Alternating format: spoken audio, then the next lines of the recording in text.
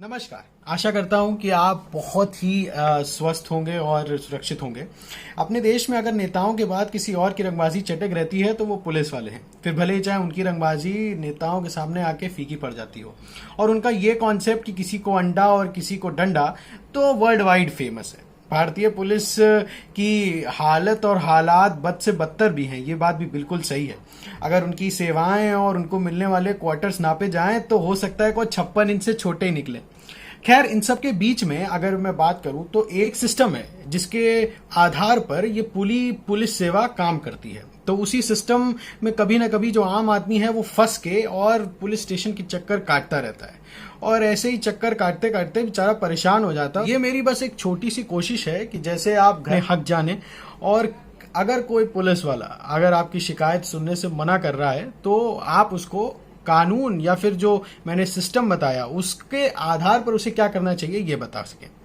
खैर, मैं पूरा सिस्टम तो एक वीडियो में नहीं समझा सकता, तो आज मैं जिस चीज की बात करूंगा वो है FIR, first information report. FIR है वो सिस्टम की अगर माने तो सिस्टम के हिसाब से क्रिमिनल कोड प्रोसीजर के सेक्शन 154 में दी गई है, जिसके हिसाब से ये है कि कोई भी इंसान जब पुलिस वाले के सामने जाके ये किसी भी कॉग्निजेबल ऑफेंस की रिपोर्ट लिखवाएगा तो एफआईआर लिखी जाएगी।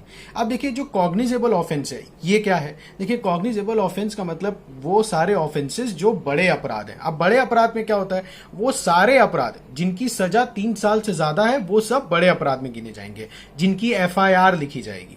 ठीक है, उसके बाद अगर हम बात करें कि कौन एफआईआर लिखवा सकता है, देखिए अगर आपके साथ कोई गुनाह हुआ है या आपने कुछ देखा है तो आप, और या तो फिर आपसे ही कोई गुनाह हो गया है तो आप इन तीनों सिचुएशंस में जाके एफआईआर लिखवा सकते हैं। मान लीजिए कि आप किसी एरिया से जा रहे हैं और आपके सामने कोई ऐसा कांड हो गया जो कि कॉग्निजेबल ऑफेंस में, मान लीजिए मर्डर हो गया। अब जिसका मर्डर हुआ है आप उसको भी नहीं जानते और जिसने मर्डर किया है आप उसको भी नहीं जानते, लेकिन इस सिचुएशन में भी आप जाके एफआईआर लिखवा सकते हैं। अब जो एफआईआर है वो लिखवाई कैसे जाएगी भाई, या तो आप ऑनलाइन मीडियम से लिखवा दें या तो फिर आप ऑफलाइन मीडियम से लिखवा दें। आप फोन से और ईमेल से भी एफआईआर लिखवा सकते हैं। अब उसके बाद बात करते हैं कि प्रोसीजर क्या होगा। अगर आप थाने के अंदर जा रहे हैं तो एफआईआर का क्या प्रोसीजर। देखिए, जो एफआईआर है वो एसएचओ के अंडर लिखी जाएगी, स्टेशन हाउस ऑफिसर जो होता है उसी के अंदर लिखी जाएगी। तो जो एसएचओ साहब हैं वो लिखेंगे। अब एसएचओ साहब किस तरीके से लिखेंगे ये सुनिए। सबसे पहले तो जो उसमें आपकी मतलब आपका नेम पूछा जाएगा, आपका एड्रेस पूछा जाएगा, फिर उसके बाद डेट टाइम पूछा जाएगा, लोकेशन पूछी जाएगी, फैक्ट ऑफ द इंसिडेंट पूछे जाएंगे, और अगर कोई नाम, जैसे एक होता है ना कि नामजद एफआईआर है, तो अगर कोई नाम होगा तो वो नाम पूछा जाएगा। तो सबसे पहले एफआईआर जो होगी वो ओरल में भी दी जा सकती है और रिटन में भी दी जा सकती है। अगर ओरल में दी जाएगी तो सबसे पहले एक आदमी उस एफआईआर को लिखेगा और उसको लिखने के बाद आपको रीड आउट करेगा, मतलब पढ़ के सुनाएगा कि देख लो जो तुमने बोला है वो यही है ना, और उसके बाद आपसे बोलेगा कि इस पे साइन कर दो। अब अगर उसमें आपको लगता है कि कोई भी फैक्चुअल इनएक्यूरेसी, मतलब कोई भी एक ऐसी चीज है जिसको बदला जा रहा है, तो आप उस पे साइन करने से मना कर सकते हो। और अगर आपको लगता है कि एज इट इज जो आपने बोला है तो आपको साइन करना होगा। अब उसके बाद बात करते हैं कि अगर जो एफआईआर है वो मतलब अगर एक औरत है और औरत एफआईआर लिखवाने जा रही है तो एक औरत की एफआईआर हमेशा एक औरत ही लिखेगी। और अगर मान लीजिए कोई डिसेबल्ड पर्सन है जो कि परमानेंट डिसेबल्ड है या टेम्पररीली डिसेबल्ड है, ठीक है, मान लीजिए एक्सीडेंट हो गया, आप घर में पड़ा, स्टेशन नहीं जा सकता, या फिर मान लीजिए कोई एक ऐसी सिचुएशन है जिसमें वो पैरालाइज्ड है लेकिन बोल सकता है, तो उसकी जो एफआईआर होगी वो पुलिस वाले घर पे आके लिखेंगे। और साथ ही साथ कोई एक बच्चा माइनर भी एफआईआर लिखवा सकता है। अब इसके बाद अगर मैं बात करूं कि अगर फॉर एग्जांपल आपके साथ जुर्म कहीं और हुआ है और आपको एफआईआर कहीं और लिखवानी, तो क्या ऐसा होगा। नॉर्मली आपने सुना होगा कि पुलिस वाले कहते हैं कि ये हमारा थाना क्षेत्र नहीं है, हम इसमें एफआईआर नहीं लिख सकते। तो मैं आपको बता दूं कि इंडिया में जीरो एफआईआर का कॉन्सेप्ट है। जीरो एफआईआर मतलब मान लीजिए कि आपके साथ दिल्ली में कोई अनहोनी हो गई तो और आप जाके एफआईआर लखनऊ में लिखवा रहे हैं, तो जो एफआईआर आप लखनऊ में लिखवाएंगे, आपकी एफआईआर लखनऊ में लिखी जाएगी और उसके बाद लखनऊ से वो एफआईआर दिल्ली ट्रांसफर कर दी जाएगी। इसको जीरो एफआईआर बोल रहे हैं। तो इसमें क्या होता है कि आपको जरूरी नहीं है कि जिस जगह आपने वो इंसिडेंट हुआ आपके साथ या आपने वो देखा आप उसी थाना क्षेत्र में एफआईआर लिखवाएं, आप एफआईआर कहीं पे भी लिखवा सकते हैं। तो ये चीज जीरो एफआईआर के अंदर आती है।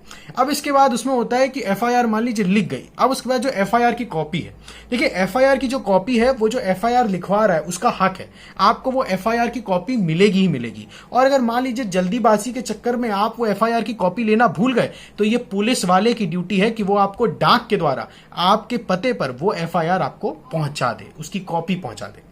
अब उसके बाद जब आपकी एफआईआर लिख जाएगी तो उसके बाद भी सब्सटेंस रिकॉर्ड होता है, मतलब जर्नल डायरी होती है या फिर उसको स्टेट डायरी बोल सकते हैं या डेली डायरी बोल सकते हैं। उसमें सारी मतलब जितनी भी टेक्निकलिटीज होंगी उससे रिलेटेड सब कुछ नोट किया जाएगा।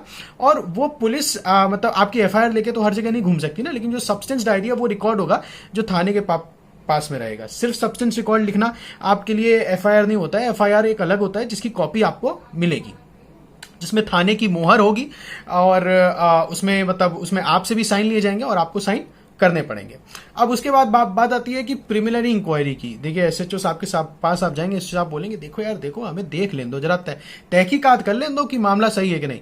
तो ऐसे सिचुएशन में आप बिल्कुल उनसे बोल सकते हैं कि अगर कॉग्निजेबल ऑफेंस है, मतलब कोई एक ऐसा ऑफेंस है जिसमें 3 साल से ज्यादा की सजा है, तो उनको एफआईआर तुरंत लिखनी होगी। वो उसमें ये नहीं बोल सकते कि हम इंक्वायरी कर रहे हैं। पुलिस वालों का कोई हक नहीं है कि ऐसे मैटर्स में इंक्वायरी करें। इसके लिए एक सुप्रीम कोर्ट का केस है, state of Haryana and others versus Chaudhary Bhajanlal and others, 1992 का केस है, जिसमें ये साफ साफ बोला गया है कि प्रिलिमिनरी इंक्वायरी का जो कॉन्सेप्ट है वो कॉग्निजेबल केसेस जो होंगे उनमें अप्लाई नहीं होगा। और तो और जो प्रिलिमिनरी इंक्वायरी के साथ साथ जो इंफॉर्मेशन दी जा रही है, जैसे फॉर एग्जांपल जो इंक्वायरी हो रही है वो ये टेस्ट करने के लिए नहीं होगी कि आपकी इंफॉर्मेशन जो आपने दी है एफआईआर में वो सच है कि नहीं है, बल्कि इसमें जो इंक्वायरी होगी वो ये जानने के लिए नहीं होगी कि जो आपने इंफॉर्मेशन प्रोवाइड करी है ये इनकम्प्लीट है कि कंप्लीट है। ऐसे सब चीजें जानने की इंक्वायरी नहीं होगी। अगर आप एफआईआर लिखवा रहे हैं तो उसमें जरूरी नहीं है कि आपने सब जो इंफॉर्मेशन दी हो वो कंप्लीट हो, आप इनकम्प्लीट इंफॉर्मेशन के साथ भी एफआईआर लिखवा सकते हैं।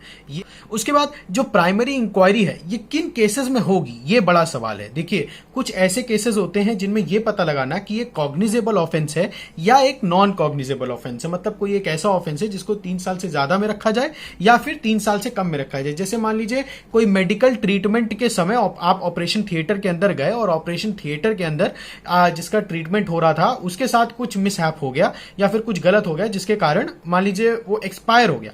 तो अब इसमें वो क्यों एक्सपायर हुआ इसका पहले इंक्वायरी करनी पड़ेगी। तो जो मेडिकल ऑफेंसेस होते हैं उसमें होती है। उसके बाद जो मैट्रिमोनियल ऑफेंसेस होते हैं, जैसे मान लीजिए मियां बीवी का झगड़ा हुआ, उसमें ये क्या बोलते हैं ये कॉन्सेप्ट दिया गया है।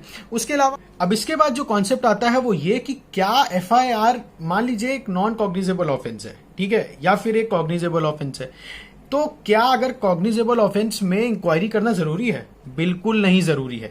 इसका भी एक सुप्रीम कोर्ट का जजमेंट है जिसमें है state of Telangana versus Shri मन्ना गिरपिट सरेश्वर रेड्डी, 2019 का जजमेंट है, जिसमें कि ये साफ साफ बोला गया है कि जो इंक्वायरी है वो कोई कंपल्शन नहीं है पुलिस वालों के लिए, ये डिस्क्रिशन है। अगर वो ये डिफाइन नहीं कर पा रहे हैं कि जो ऑफेंस हुआ है या जो क्राइम हुआ है ये कॉग्निजेबल है या नॉन कॉग्निजेबल है, मतलब इसमें 3 साल से ज्यादा की सजा है या 3 साल से कम की सजा है, तो आप इंक्वायरी करिए। अगर आप पूरी तरीके से फिगर आउट कर पा रहे हैं कि ये मान लीजिए कॉग्निजेबल ऑफेंस है तो आपको इसमें तुरंत एफआईआर लिखनी पड़ेगी। अगर मान लीजिए जो एसएचओ साहब हैं या जो पुलिस वाले हैं वो फिर भी मना करते भाई हम एफआईआर नहीं लिखेंगे, हम इंक्वायरी करेंगे, हम एफआईआर नहीं लिखेंगे, तो इसमें जो इंक्वायरी के दिन है, मतलब कितने दिन इंक्वायरी करोगे भैया, तो वो जो इंक्वायरी के दिन है वो 7 दिन से ज्यादा नहीं हो सकते। कि अगर मान लीजिए फिर भी मना करते हैं कि हम नहीं लिख रहे हैं एफआईआर, ठीक है, तो अब उसमें जो कॉन्सेप्ट आता है कि अब आप क्या करें, तो आप क्या कर सकते हैं, आप एसपी साहब के पास जा सकते हैं या डीएसपी साहब के पास जा सकते हैं। अगर आप उनके पास पहुंच नहीं सकते तो आप उन्हें लिखित में भी कंप्लेंट दे सकते हैं। अगर मान लीजिए एसपी और डीएसपी से भी आपका मान लीजिए मन नहीं भरा या मान लीजिए आपको सुनवाई आपकी नहीं हो रही है, तब आप क्या करेंगे, तो भी आपके पास कॉन्सेप्ट है कि आप अपनी कंप्लेंट जो है वो लोकल मजिस्ट्रेट को लिखवा सकते हैं सेक्शन 156(3) के अंदर, जो क्रिमिनल कोड प्रोसीजर का है, जिसमें कि आप लोकल मजिस्ट्रेट के पास सीधे जाएंगे और अपनी कंप्लेंट बताएंगे, और ये भी आपके पास एक ऑप्शन है। अब देखिए एक ये बात हो जाती है कि एफआईआर लिखना जरूरी है कि नहीं जरूरी है। तो सुप्रीम कोर्ट के 5 जज बेंच का ऑर्डर है, ललिता कुमारी वर्सेस गवर्नमेंट ऑफ इंडिया 2013 का केस है, और 5 जजों ने यह बोला है कि एफआईआर लिखनी ही पड़ेगी। अगर कॉग्निजेबल ऑफेंस है तो आपको एफआईआर तुरंत लिखनी पड़ेगी। अगर मान लीजिए कि एसएचओ साहब फिर भी नहीं लिख रहे तो उनको ये जरूर बता दीजिएगा कि अगर वो ऐसा नहीं करते हैं तो आईपीसी के सेक्शन 166A के अंदर उनको 6 महीने से लेके 2 2 साल तक की सजा हो सकती है और साथ ही साथ जुर्माना भी हो सकता है। तो एसएचओ, उसके बाद एक और बात आती है कि एफआईआर लिखवानी कब है। देखिए, प्रिलिमिनरी इंक्वायरी का जो मैंने आपको कॉन्सेप्ट बताया उसके हिसाब से जो पुलिस वाले हैं वो इंक्वायरी तभी कर सकते हैं जब वो ये ना पता लगा रहे हो कि ये कॉग्निजेबल ऑफेंस है कि नॉन कॉग्निजेबल ऑफेंस है। लेकिन अगर आप एफआईआर लिखवाने में देर कर देते हैं, मान लीजिए आपने बहुत देर कर दी, तब फिर उसमें जो पुलिस वाले हैं तब इंक्वायरी के लिए समय ले सकते हैं और ये आपके लिए अच्छा नहीं रहता है। तो इसलिए अगर आपके साथ, क्योंकि 0 एफआईआर का कॉन्सेप्ट है, तो आप कोशिश करें कि आप जल्दी से जल्दी एफआईआर लिखवा दें।